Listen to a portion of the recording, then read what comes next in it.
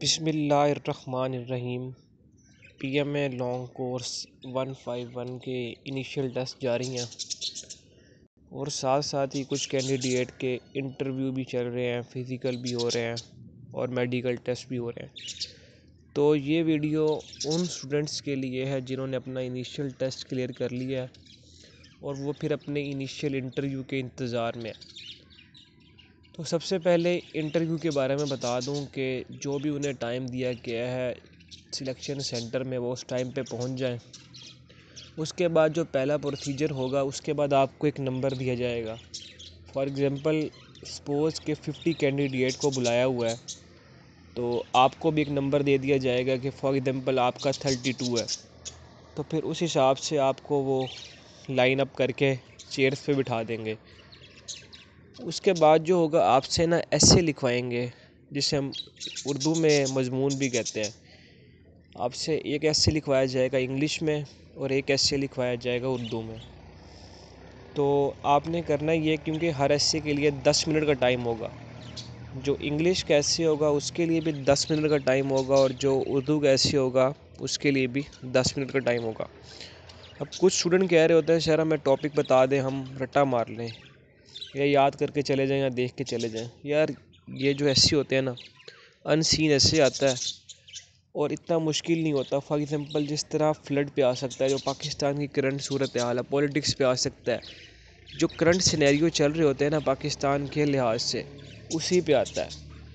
For example जिस तरह हम एक ऐसे आया हुआ था उर्दू में, ज़राअत का हमारी माशियत पे क्या किरदार है। तो आप सब जानते हैं कि सबसे एग्रीकल्चर ही है 70% जो पाकिस्तान की इकॉनमी में अपना रोल प्ले कर रहा है। तो आपने 8 से 10 लाइनें लिख देंगे। इसके बाद इंग्लिश में भी जो एस्से आता है तो आपने वो भी 10 मिनट का टाइम होता है इंग्लिश के लिए भी और 10 का टाइम होता है उर्दू के लिए। अब आपने क्या गलतियां नहीं करनी है जो स्टूडेंट्स गलतियां करते हैं इनिशियल इंटरव्यू एस्से लिखते हुए और फिर बाद में फिर इंटरव्यू में भी उनसे मिस्टेक होती हैं। तो अगर आपको टॉपिक दे दिया गया और आपको टॉपिक समझ आ गया अच्छी तरह, तो आपने कोशिश ये करनी है कि 1-2 लाइन में उसकी पहले ना डेफिनेशन कर दें, यानी उसकी तारीफ़ बयान करें कि ये टॉपिक है क्या और ये क्या कहना चाह रहा है। उसके बाद थोड़ी सी उसकी एक्सप्लेनेशन दे दें। उसके बाद अगर कोई आपको फैक्ट याद है तो फैक्ट ले आएँ और उसके बाद कंक्लूजन आपने ज़रूर लेके आना है, क्योंकि ऐसे में आपने फिर उनको हल भी बताना होता है कि क्या कंक्लूजन है कि अगर हम ये चीज़ें करें तो हम आगे निकल सकते हैं या हमारा माशरा बेहतर हो सकता है। और यही कोशिश करनी है आपने ना, लाइनों को रिपीट नहीं करना। फॉर एग्ज़ाम्पल कुछ स्टूडेंट ऐसे करते हैं कि उन्होंने ऐसे आ नहीं रहा होता तो वो 2 लाइनें लिख के दोबारा वही ना लफ्ज़ों को चेंज करके दोबारा लिख देते हैं। यार ये कोई स्कूल के पेपर तो चेक हो नहीं रहे कि आपका काम चल जाएगा। आपको काफ़ी फुल अटेंटिव होकर लिखना पड़ेगा, क्योंकि बाद में जब आप अंदर जाएंगे तो आपका ऐसे उन्हीं के सामने होगा। तो उस वक्त भी 5 मिनट 2 मिनट लगते हैं आप उनको पढ़ने में कि आपको क्या लिखा हुआ है और आप क्या कहना चाह रहे हैं। तो अगर आपको ऐसे नहीं आता तो सोचें थोड़ा सा, 10 मिनट कम नहीं होते। 5 मिनट में उसके मुतालिक 2 लाइनें लिख दें, 3 लाइनें लिख दें। लेकिन ये नहीं करना कि यार 10 मिनट है और 3-3 पेज भरना शुरू कर दिए, 2-2 पेज भरना शुरू कर दिए।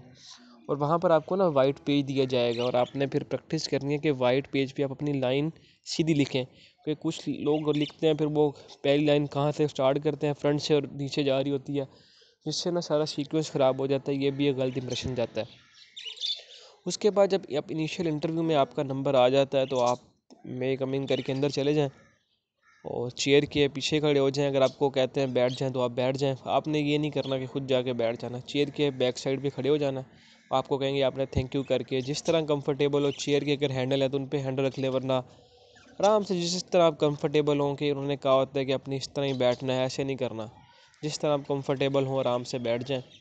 और उसके बाद ज़्यादा आपने स्माइल नहीं करना। वो आपसे क्वेश्चन करते वक्त कोई स्माइल करेगा तो आपने फुल अटेंशन बैठना है कि जिस तरह आप इंटरव्यू में आए हुए हैं, ठीक है। उसके बाद अगर आपसे कोई क्वेश्चन पूछ लेता है इंग्लिश में तो आपने कोशिश करनी है कि उसको इंग्लिश में जवाब दें। अगर आपसे उर्दू में पूछता है, मोस्टली वो उन्हें पता होता है यार कि पाकिस्तानियों की इंग्लिश कितनी क्या है, तो वो उस लेवल से पूछते हैं। अगर खुदा ना खास्ता आपसे क्वेश्चन हो जाता है इंग्लिश में तो आपने फिर उसको टैकल कर लेना है। और मोस्टली क्वेश्चन वही पूछे जाते हैं जो आपने अपने इनिशियल इंटरव्यू फॉर्म में लिखे होते हैं। क्योंकि इंटरव्यू से पहले एक फॉर्म मिलता है तो उसमें आपने अपना लिखा होता है कि यार मैं क्यों आर्मी ज्वाइन करना चाहता हूँ।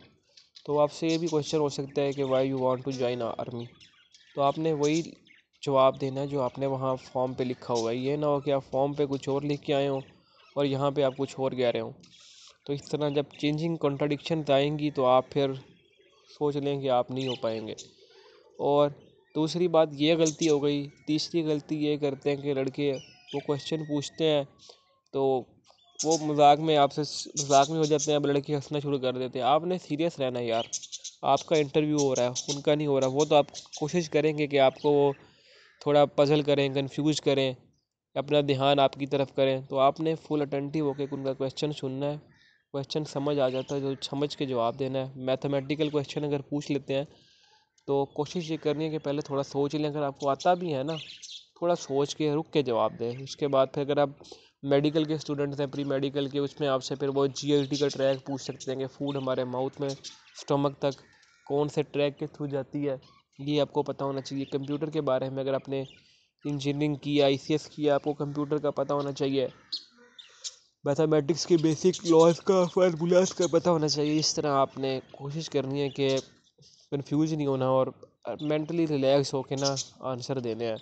इनिशियल इंटरव्यू इतना मुश्किल नहीं होता। जब आप रिलैक्स रहेंगे और अपना फुल आराम से इंटरव्यू देंगे ना तो कोई मसला नहीं है, आप सिलेक्ट हो जाएंगे। उम्मीद है अल्लाह ताला हम सबको कामयाब करे। शुक्रिया।